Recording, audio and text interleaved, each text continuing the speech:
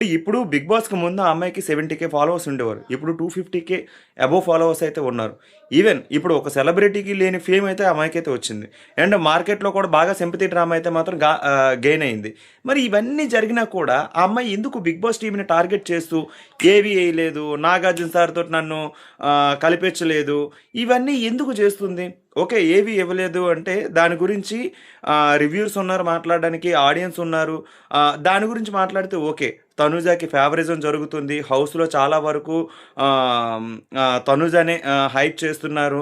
చాలా వరకు ఏవైతే ఉన్నాయో కొన్ని కొన్ని 'బిగ్ బాస్' టీమ్ చేస్తున్న మేనేజ్‌మెంట్‌వి ఏవైతే ఉన్నాయో అవన్నీ బయటపెడుతున్నాం. ఇప్పుడు ఇవన్నీ చేయడం వలన 'బిగ్ బాస్' మీద టీఆర్‌పీ ఏదైతే ఉందో తగ్గుతుంది.